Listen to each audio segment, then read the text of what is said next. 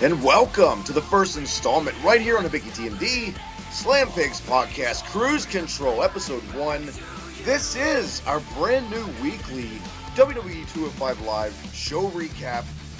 And I've gone out because Michael, unfortunately, is not my co-host for this. He's not a big 205 Live guy, and I'm going to be honest, I haven't been either. I don't think I've ever been since the CWC tournament. But thankfully, a good friend you all know very near and dear to your hearts here at Biggie TMD, been on the show a million times, my co-host for Cruise Control, Logan. What is going on, man? Wow, this is gonna be. I'm here to be 10 times better than Michael. You're Michael-less. You're Michael-less. You have your own show to never worry about Michael. What are you gonna do with yourself? I don't know. I'm looking outside right now to see if it's snowing, and it's like 70 degrees outside. It's raining here, so I don't know what that means. Is that like an omen? But anyway, real quick, before we get down to the brass tacks, yeah, Logan, welcome as my new co-host of the show. Logan was the guy that reached out to me and said we should do something like this. And you guys know me. I'll do a million podcasts because it's fun and I can talk about wrestling anytime. So this first installment is actually the first episode I've seen in over a month. Before we get into any of that, though, real quick, follow me on Twitter at the Hibiki TMD. Check out Slam Pigs Podcast at Slam Pigs Podcast. Check out the Reset Button Podcast with myself and Tannen. And Logan, my man, where can everyone check you out? Man, everybody can check me out at Twitter now. I'm on Twitter. Can you believe Logan is on Twitter? So I have to look out my window now, but it's still raining. It's still raining. At Logan Meyers 144. Of course, check me out on Facebook if you can find me. I'm always there at Logan Meyers. Of course, this is going to be an awesome, in my opinion, having to give opinions on 205 Live and giving some of the fans maybe something like they don't have all the time to watch all the content that WWE is throwing out there. Well, let's not make time an excuse for people not watching 205 Live, though. Let's be real. That's not the main reason people don't watch 205 Live. They're not as hardcore as us because it's not very good. Let's be real. Since this is episode 1, let's give a synopsis, a quick summary, how we've gotten to here in May 2017. I mean, for those who live under a rock, obviously, this all started with this crazy concept last summer, Logan, with the CWC tournament. Nothing like this had really ever been done since, like, the Vince McMahon senior days when he'd borrow guys from territories. This was actually very, very groundbreaking for this day and age. And I think looking back 5 years from now, we're going to see how much the CWC, if it ends up good, we're going to see how much of an impact it made. If it ends up bad, at least we'll have the memories of they tried something different. I think we can definitely both agree. Whatever you feel about 205, Logan, because I know you're a bigger fan of it than I. We both loved the CWC tournament last summer. Yeah, that tournament, it catapulted a lot of the cruiserweights. It let the fans know a little bit about every guy that's on 205 Live now. So it's something that if you're into, you're into. If you're not, you're not, And a lot of the things that we and a lot of the IWC, the Smart Marks, whatever, and those would be the only people that knew a lot of the guys in this tournament, let's be honest. And as hardcore of wrestling fans as like you and I, Michael, whoever affiliated, whatever, there's a lot of guys we never heard of, like these guys from China and these guys from Jesus. There were some random ass countries in there. But the guys that we did see, like Cedric Alexander, I was so excited when I heard they swept up Cedric Alexander from ROH. And of course, Kota Ibushi, even though he's not there now. And like Zack Sabre Jr., who's a heel now actually overseas, doing big business. He's not coming back anytime soon. What do you think are some of the things they do now on 205 Live and that, in pretty much everyone's opinion, they've dropped the ball for the most part, that they did so perfectly in CWC? Like you said, the vignettes, they treated it with a lot of class. They streamlined vignette match, like an actual, like, I don't want to say UFC to be generic, but like a UFC show or like taking it serious. It really does go a long way when you take your wrestling serious sometimes. Not saying having no entertainment ever, because you don't want it to be rigid and boring. You want your show to have personality, but there's a way to do that and have it be perfect. And there's certain eras in wrestling that were just perfect at doing that. Logan, what do you think? I think to me, 205 Live needs a lot. They promoted 205 Live to be this big thing for Raw and for just for the casual fan. But I think what hurts 205 Live the most, that doesn't help it at all, is the time slot that they have it at right now. Yeah. A lot of people complain about it. I don't know if it's more the time slot, just what it's put on after it. And everyone knows 205 Live takes place immediately following SmackDown Live on Tuesdays, and this immediately makes everyone think of WWECW days when they would tape ECW right after SmackDown or whatever. You know what I mean? Like, you're working with a dead crowd to begin with. Now, to the credit, and guys like Neville, especially Jack Gallagher, Mustafa Ali, which you're gonna get sick of hearing me talk about on this show, trust me. They have found a way to, and Austin Aries. Let me not forget Austin Aries, especially in 2017. They found a way to pick the crowd up. Like, the crowd gets invested, so to speak, but it doesn't translate well on television because they're a tired crowd. They didn't come to see, they came to see their AJ Styles, their Cena, their Orton, and they've seen them all. You know what I mean? So now it's like you remember back in like the NWA days, they would have the main event on maybe second or third to last, and like I remember Chi-Town Rumble '89, the classic that would have Flair and Steamboat #1. Logan, you remember? That wasn't the main event. The main event was like Brad Armstrong versus Kendall Windham. But the reason they did it back then is because fans thought it was a lot more serious and all the tricks weren't out of the bag.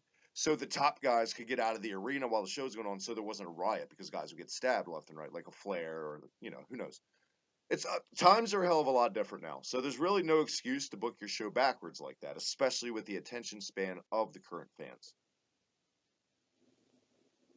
Yeah, I completely agree with everything you just said. And just Yeah. Maybe it's not the time slot, in my opinion. Maybe it's just the fact that, like you said, they've seen their AJ Styles and they've seen their Cenas, and it's just like, it's a dead. Do I want to sit here more? Yeah, exactly. I don't get. I mean, I know why they did it because for one, money. It's cheaper for them to just stay in the same venue and to just use the same stage and like you know what I mean. Like they literally they take some red lights and they shine them on a blue rope and it turns the people think that they change the ropes to purple ropes. They don't. It's all lighting tricks. Michael and Slam Picks podcast, I had to tell that they're not changing the ropes, Michael. They're changing the fucking lights. Like I understand money wise why they do it. That's smart. I mean, it is business. Let's be real. But I mean, then on the other hand, though, WWE has no right to bitch about the abysmal ratings this gets on the network. Like even on the on demand, nobody's still watching 205 Live really until it's picked up more. I'd say, especially with the insertion of Neville, because let's be real, if anything, he's been the saving grace of the entire thing. But let's catch it up to speed, Mike. Wow, Logan, that force a habit. You can hit me. Dare. Look at what they went with. Winning the CWC tournament was TJ Perkins. Now a lot of people thought that was a head scratcher. I got why they did it. He's a talented guy, no mic skills, but he's like a 17, 18-year-old vet, and they didn't know if Ibushi was going to sign. They didn't know what, so they went with the safe bet, a guy they already swooped up with Perkins. Was that a great way? Was that a great way? Is that a great harbinger for your title to kickstart a promotion? Was TJ Perkins or should they? Honestly, it should have been Cedric Alexander if they knew they're going to keep him the whole time. I don't know. Why not Cedric? You know, it's you talk about one of the better things coming out of the CWC tournament. The guy to beat Perkins was Brian Kendrick. And one of the best things they did on this entire tournament was his redemption story, the build-up. Him and Daniel Bryan. By the way, we didn't even mention Daniel Bryan as a commentator. I thought he did a great job during that tournament. Yeah, he was underrated in my opinion. I think he worked well with Morrow, and I think at the same time, like you said, TJP now he's Yeah. not TJ Perkins. Yeah. I think when they threw the strap on him, and I hate when people say strap, when they put the belt on him, when they put the title on him, it just felt, why didn't you go with Cedric if you already knew he was going to be there for 205 Live? Because we He can't was going to be market there. video games, and we got to make it like Mega Man, and we got to make it silly. And now he's a heel, and we kept the same fucking music that's for a babyface, and it makes even less sense. I don't know. That's my first guess, I guess, because he's more marketable in their eyes. You know the biggest thing about And TJP. why not? You know the biggest thing, and you know what? I don't want to be a cranky old man or curmudgeon. Yeah, I know dabbing is popular, whatever. I don't hate the dabbing. The only thing about TJ Perkins that really pisses me off besides his mic skills is the baggy tights. God, that irritates the shit out of me. Wear wrestling tights, for fuck's sake. Either wear pants or tights. It just looks like you shit yourself. Am I wrong? I mean, yeah. I mean, I get your point. I really do. I know why Here's he a does it. question. To be the hipster, to be the trendsetter, the first wrestler with baggy tights, but it just looks like you got a load in your ass. But go ahead, Logan. If you knew that the cruiserweight division was going to have guys like Cedric Alexander or TJP, why not sign and have Austin Aries in the cruiserweight division tournament in the Classic last year? Have him win the belt because he's a big name, and I think he's a bigger name than TJP. And then there you go. You have a name that can market like Kota Ibushi. Absolutely. But now you don't. Absolutely. You know, the sad You part didn't. is that makes total sense, but the problem with WWE in general and all the creative writers and too many cooks in the kitchen is that they don't plan out that far ahead. It's like they change their goddamn mind so much. I mean, to me, this is how Austin Aries' whole run has translated. They tried him out in NXT. Let's be honest. I'm a big Austin Aries fan, but there's a lot of fucking talent right now in NXT and WWE, and I think he was outshadowed quite honestly. And he got hurt a couple times, and he's not getting any younger. And they pretty much maybe they saw the writing on the wall and was like, look, he's not going to get over here with all these other guys. Let's throw him to the cruiserweight division because he can pass as a cruiserweight. Because I really doubt he's under 205. You know what I mean? I doubt it. I don't even think Cedric Alexander is anymore. You know, and I haven't really thought of it this way, Logan. Here's a question for you. As much as people shit on 205 Live, is 205 Live like Austin Aries' saving grace? Like, do you think he would be as relevant? I mean, he's not that relevant because he's on 205 Live, but I shudder to think where he'd be at right now if it wasn't there, because he'd probably still be commentating and doing something he's way far more talented to do besides,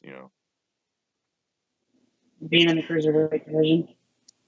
I think commentating would be the best bet. I think.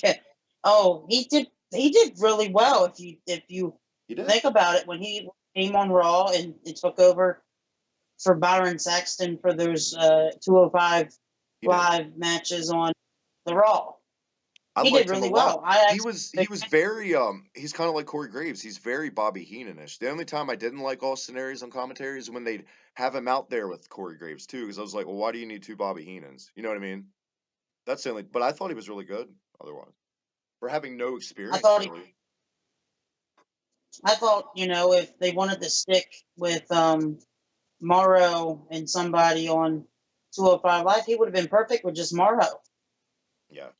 They didn't even need to have Corey Graves on the 205 Live. Yep. But I think, in my opinion, I don't think Vince McMahon thought he would do well on commentary. But I think once he's done, he can transition to that really well. I don't think Vince McMahon thought he'd do well in anything because he had the stain of being a TNA guy. So Vince probably had this is probably like Triple H went to Vince like, Dad, we got to get this guy. And Vince is like, like it was a pulling his leg type thing forever. And finally Vince gave in. He's like, all right, damn it, give him a chance. You know what I mean? Yeah, I think that's how it goes. but Unless it was what I like, hate I don't about think Styles and Samoa Joe got that mentality when they came in.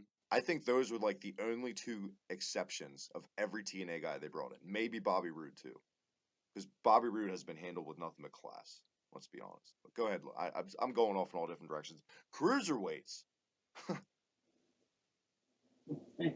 I mean, we could really mixture a little bit in because the backstory of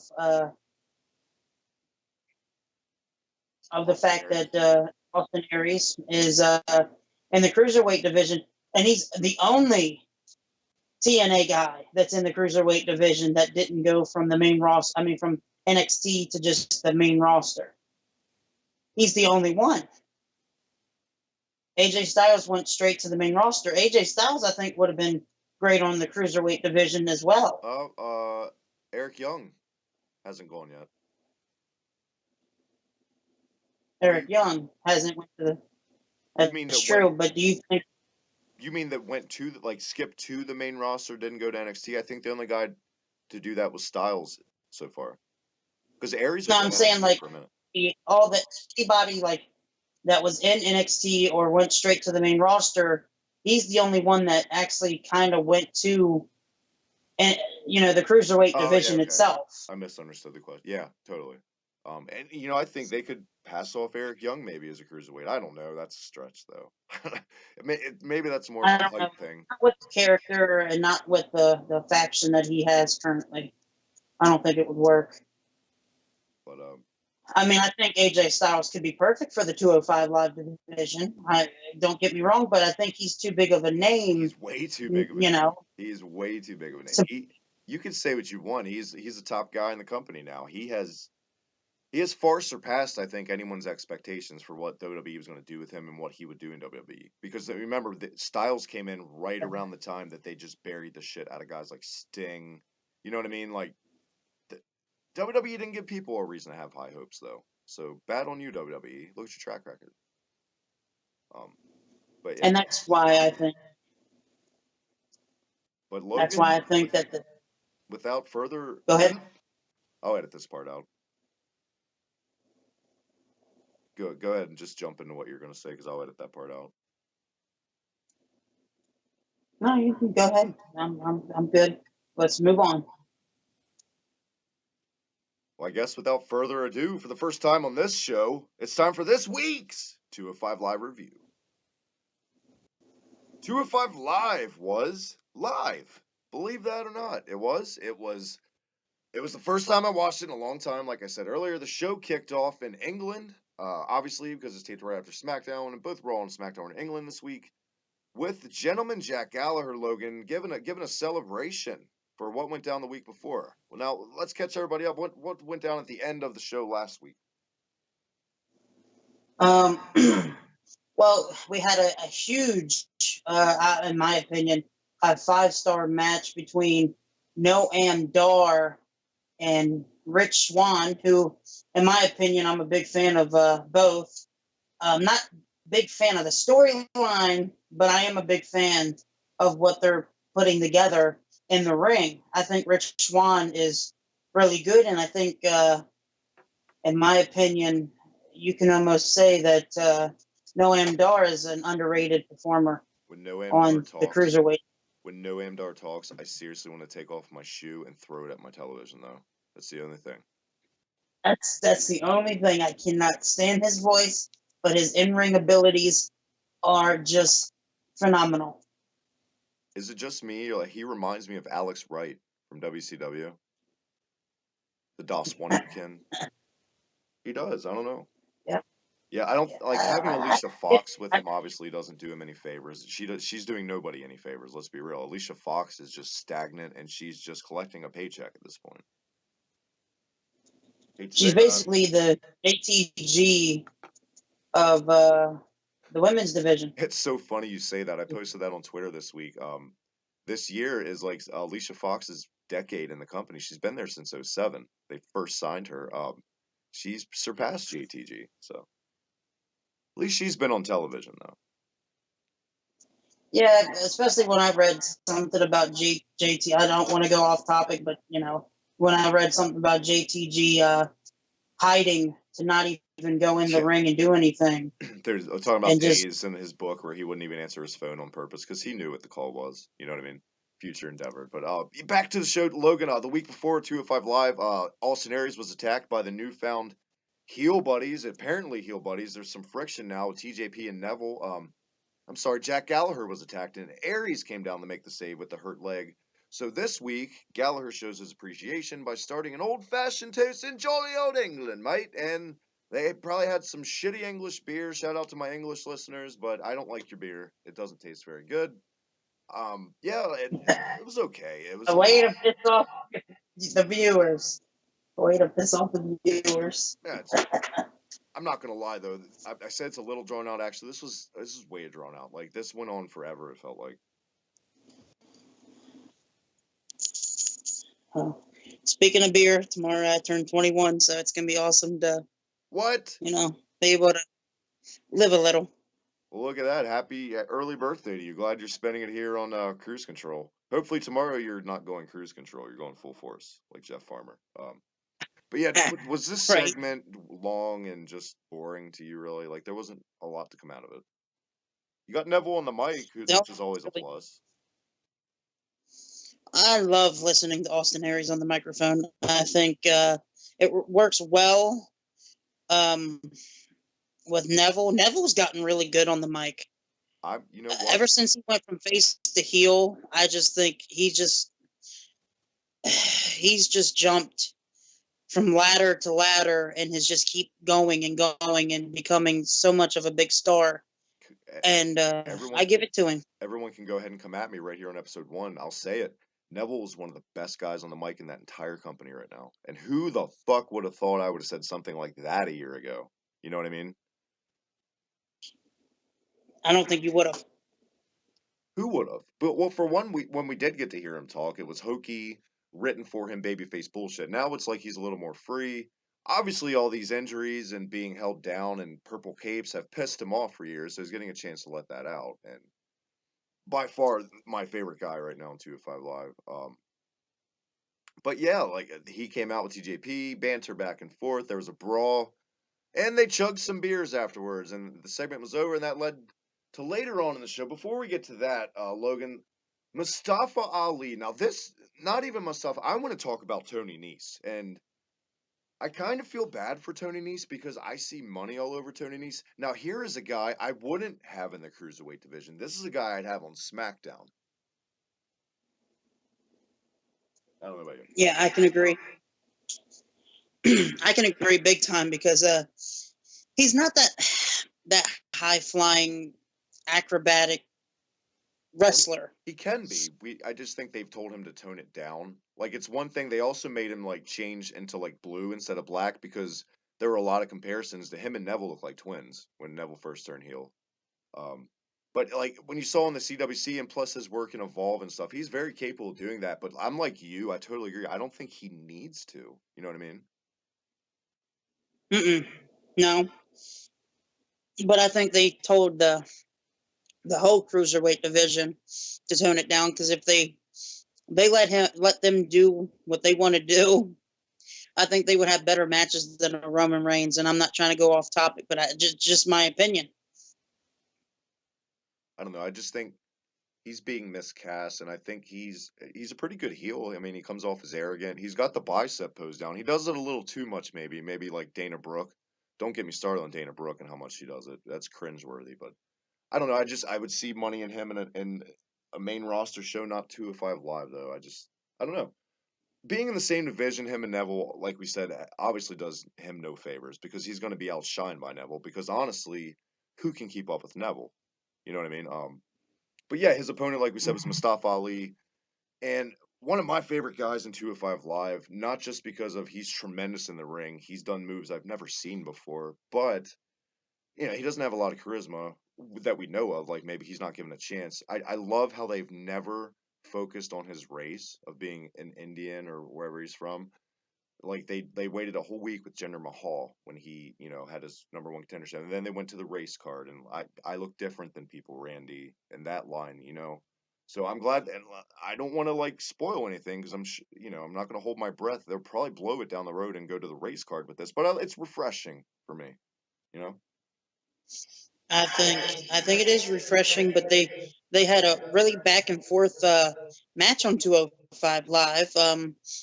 Which also one thing that I do love about 205 Live, that whole hour that is dedicated to 205 Live in the cruiserweight division, they give those matches plenty of time to work with, and I think that's the only positive thing that I can really say right now that is good about 205 Live. Yeah. I think all the matches get like okay, let's say you have 3 matches within an hour. That's at least 20 minutes for each match. I think that's awesome. Yeah. Definitely. But Mustafa Ali controlled the early goings for the match. He used his speed, hit some impressive moves. But Nice, I think he rode out to the ring to avoid a couple moves and a dive. But then he got caught with a springboard senton, taking them both out during that match, which was impressive. Like you said, you're a big fan of Mustafa Ali. I am too. I mean, he's underrated in my book, and I think I don't see him as a face for long. I think they might end up using that card and in the future and becoming a heel. I could see him either way. I could see him as a babyface or a heel. I think I'm with you. He would flourish more as a heel. And honestly, I think if you really want to get a guy over, you've always got to test run him as a heel to see what his true character is. You know what I mean? Because it's a lot easier to cheer a cool heel than a hokey babyface. Um, but I totally agree. And like I said, he does things in the ring like I've never even seen. His inverted 450 is sick. But that was the move that got him the win this week. Clean win over Tony Nese. Back and forth with these guys. They need to be careful with even Steven booking to where they get to a point where it did matter. But like we said at the top of the show, how it's like a dead crowd to begin with. The crowd came so alive for the finish of this match. So shout out to these guys for picking the crowd up because that's got to be a hard task. You know what I mean? Especially a main. It's not like it's an NXT taping crowd where they're usually up still at the end of a 4-hour TV taping. This is a main roster SmackDown show even though it's in England, but most of the times these are dead crowds to begin with, even for the guys they pay to see. So, yeah, and with that, the show closed this week from an angle that I'm already tired of. I'm a fan of both guys, but the Brian Kendrick, Akira Tozawa, Logan, take it away. I don't got a lot to say, and I'm not going to do the sound that Akira Tozawa does. I don't feel like it, so don't make me do it.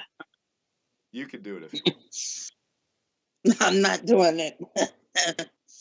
No, actually, before the match even started, there was a backstage segment between Daivari that was yelling at some guy because he didn't shine his boots good enough, which was stupid to me. And then he turned around and bumped into Tozawa. Oh, yeah. And then they yelled at him. He hit him because he didn't want to get grease and sweat on his $1,500 silk shirt. And it just, I think it, and then like you said, it was funny because Akira Tozawa did that, that noise that he makes, and then they began that match with Brian Kendrick and him, which I'm not big on the whole storyline between them two. I don't get it. I mean, Brian Kendrick tried to do that with TJP, and it just didn't. You're trying to. I don't know. Is it just me, or is it just stupid the fact that they go and they try to do the same thing with different guys, and it just still doesn't work? Well, nobody probably saw it the first time in their defense. That's why they do it. They just keep throwing the same angle to the wall and switch the guys because no one's watching the show anyway. Well, we'll see what sticks this time. Throw in Akira Tozawa. Fans like Japanese guys. And that's how it seems. That's how it seems the show's being booked.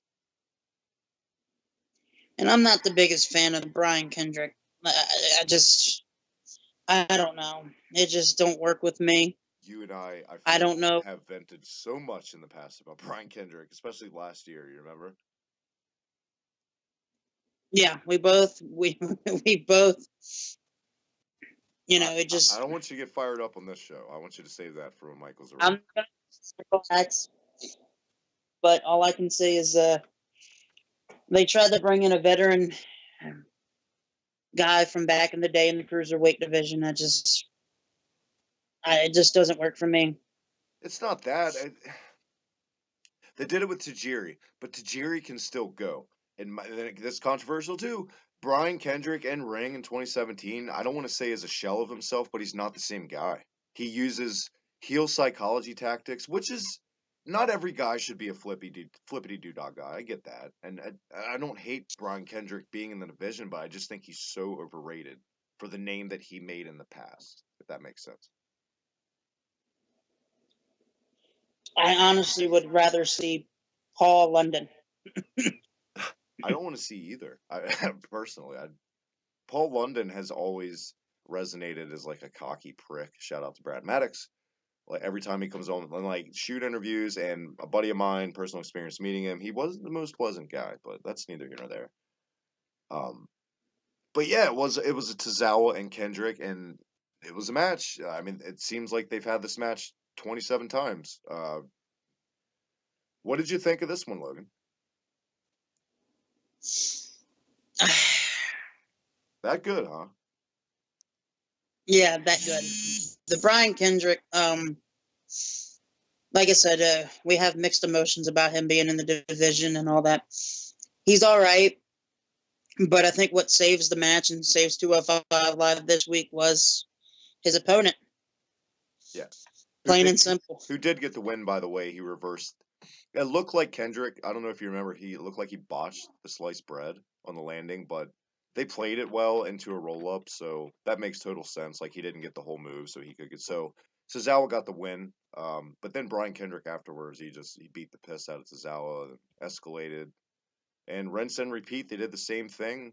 It seems like for the past couple weeks with these guys, from what I've read because I haven't watched, but I mean, what do you see this play? Like, what is the point of this? Is this going to play out to something? Is this going to lead to a Yeah, Tozawa title shot?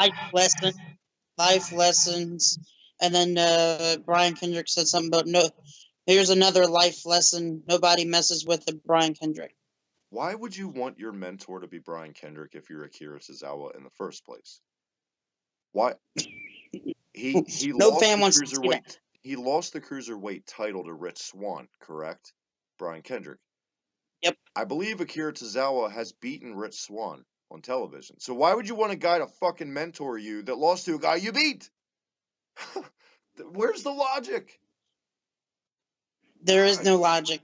There's no logic in it. But the only thing is, in my opinion, the reason why is because Brian Kendrick's been around Oh. in WWE, and Tozawa hasn't. Well, you know what? Barry Horowitz is a veteran, so if he comes back, is that going to be your mentor, Akira Tozawa? But yeah, he put his head between the steps too. We forgot to mention, and that was really I guess Tozawa sold it well, but I don't know, man. Let's move on. That was this week's 205 Live for the most part. I don't think anything really else happened, right? That's how they closed the show. That was it. That's how you close the show. Now, I said, many times it's been a while since I watched. The last time I actually watched, there was a vignette for Grand Metalik. Did he ever fucking come? Did that ever happen? Yes, and then it was for 1 week. And that's it? Huh. 1 or 2 weeks. That was it. So he does not have a deal, or he's hurt? I'm not sure. I would have to go look it up. WWE consistency. You gotta love it. But I don't know. For a 205 Live show, I'll go ahead. I'll grade this B or B minus, simply because the Ali match was really good. I didn't hate the opening segment. There's always a lot of good in ring action, so I'll give it a B minus, I guess, for this.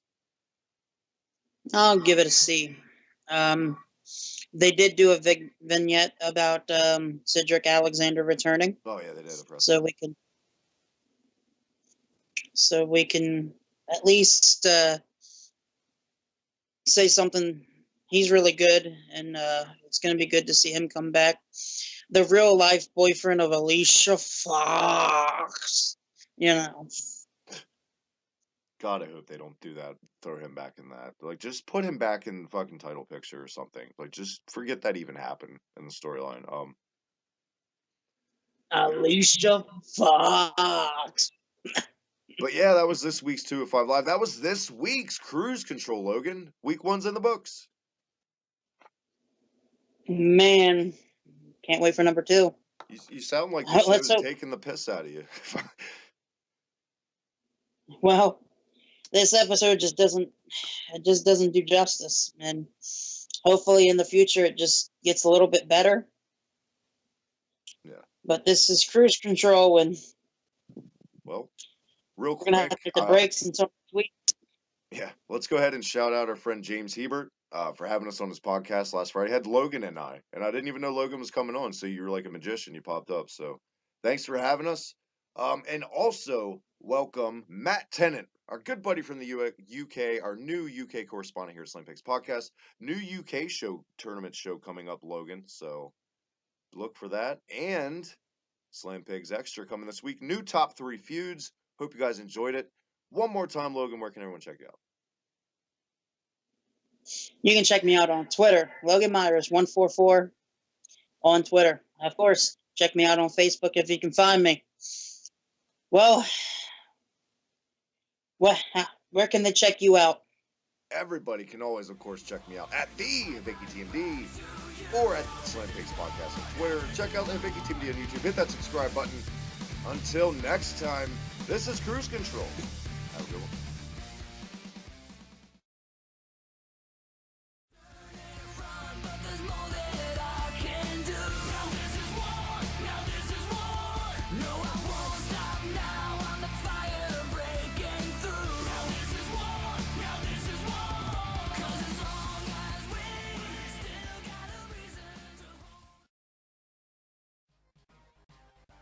Hey guys, Travis here from Hibiki TMD, reminding you as always to follow me on Twitter at the Hibiki TMD. Check out the Reset Button podcast with myself and Tannen, Hibiki Quickie, Hibiki History, Retrospectives, everything in between, retro gaming, and pro wrestling, not to mention my other podcast with the man himself, Michael. Hey, you dirty fucking pigs. This is Mike from the Slam Pigs Podcast, reminding you to check us out on Twitter at the Slam Pigs Podcast, or check me out on Twitter at Mike the Slam Pig. Or Travis, where can they find that other show? They can find everything in between right here on Hibiki TMD. I don't really think they're dirty fucking pigs.